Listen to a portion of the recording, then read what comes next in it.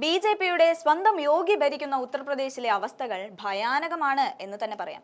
ജാതീയ വേർതിരിവുകൾ കൊടികുത്തി വാഴുന്ന മണ്ണാണ് ഉത്തർപ്രദേശ്. അത്തരത്തിലുള്ള വേർതിരിവുകൾ സമീപ കാലങ്ങളിലായി പുറത്തു വരികയും ചെയ്തിട്ടുണ്ട്.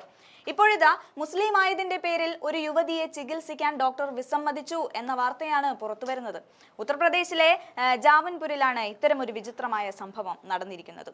അല്ല, വിചിത്രം എന്ന വാക്ക് ഉപയോഗിക്കേണ്ടി വരുമെന്ന് തോന്നുന്നില്ല. കാരണം ഇത്തരം പ്രവൃത്തികളൊക്കെ യു.പി. പോലുള്ള സംസ്ഥാനങ്ങളിൽ പതിവ് കാഴ്ചകൾ തന്നെയാണല്ലോ. ഒരു ജില്ലാ ആശുപത്രിയിലെ ഡോക്ടറാണ് മതത്തിന്റെ പേരിൽ യുവതിയെ മാറ്റി നിർത്തിയത് എന്നാണ് പുറത്തുവരുന്ന വിവരം. പ്രസവത്തിനായി എത്തിയ യുവതിക്കാണ് ഇത്തരമൊരു ദുരനുഭവം നേരിടേണ്ടി വന്നിരിക്കുന്നത്. പണ്ട് നമ്മുടെ നാട്ടിൽ നിലനിന്ന ജന്മി കുടിയാൻ വ്യവസ്ഥകളിൽ പറഞ്ഞു കേട്ടിട്ടുണ്ട്. പുര കത്തിയാലും അതിലുള്ളവർ എരിഞ്ഞടങ്ങിയാലും കുഴപ്പമില്ല, കിണറ്റിലെ ജലം തൊട്ട് അശുദ്ധമാക്കരുതെന്ന്. അത്തരത്തിൽ പോകുന്നു ഈ നൂറ്റാണ്ടിലും കാര്യങ്ങൾ. വൈദ്യശാസ്ത്രത്തിന്റെ എത്തിക്സോ അവിടെ പുലർത്തേണ്ട നീതിയോ ഒരു ഡോക്ടർ എന്ന നിലയിലെ കടമയോ ഒന്നും അവിടെ ഇല്ല. മതഭ്രാന്ത് മൂത്ത മനുഷ്യർക്ക് അന്ധമായ വിശ്വാസങ്ങളിൽപ്പെട്ട് മാനുഷിക മൂല്യങ്ങൾ പോലും നഷ്ടപ്പെട്ടിരിക്കുന്നു.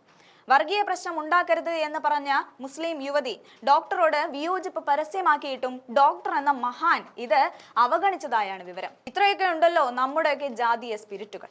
ഒക്ടോബർ 2-ന് രാവിലെ 9 മണിയോടെ ആശുപത്രിയിൽ പ്രവേശിപ്പിച്ച യുവതിയെ ഡ്യൂട്ടിയിലുണ്ടായിരുന്ന ഡോക്ടർ പരിശോധിക്കാൻ പോലും തയ്യാറാകാത്ത സ്ഥിതിയായിരുന്നു ഉണ്ടായിരുന്നത്. ചോദിച്ചപ്പോൾ താൻ മുസ്ലിങ്ങളെ ചികിത്സിക്കാറില്ലെന്നാണ് ഡോക്ടർ മറുപടി പറഞ്ഞതത്രേ. മുസ്ലിം സ്ത്രീകളെ ഓപ്പറേഷൻ തിയേറ്ററിലേക്ക് കൊണ്ടുവരരുത് എന്ന് ഡോക്ടർ രോഗികളോട് പറഞ്ഞതായും പരാതി ഉയരുന്നുണ്ട്. ഇത്രയേറെ ദുരന്തപൂർണമായ അവസ്ഥയിലൂടെയാണ് നമ്മുടെ ഇന്ത്യ മഹാരാജ്യം കടന്നു പോകുന്നതെന്ന് ആലോചിച്ചു പോകുന്നു. ജാതി വിവേചനം ഇല്ലാതാക്കാനുള്ള പരിശ്രമങ്ങൾ നടത്തുന്നു എന്ന് സ്വയം അവകാശപ്പെടുന്ന യോഗിയുടെ സംസ്ഥാനത്ത് നടക്കുന്ന ജാതി അധിഷ്ഠിത റാലിയും മറ്റും ഓർത്തുപോവുകയാണ്. കഴിഞ്ഞ ദിനങ്ങളിൽ പ്രതിഷേധ പ്രകടനങ്ങളിലും പോലീസ് രേഖകളിലും യു.പി. സർക്കാർ ജാതി വിലക്കിയ സ്ഥിതി ഉണ്ടായിരുന്നു. അന്ന് ക്രമസമാധാനത്തിനും ദേശീയ ഐക്യത്തിനും വേണ്ടിയാണ് ഈ നിയമം നടപ്പിലാക്കുന്നതെന്ന് യോഗി വ്യക്തമാക്കിയപ്പോൾ അവിടെ നടമാടുന്ന പ്രത്യക്ഷമായ ജാതീയത എങ്ങനെ ഒഴിവാക്കുമെന്നത് ഇപ്പോഴും വ്യക്തമല്ല.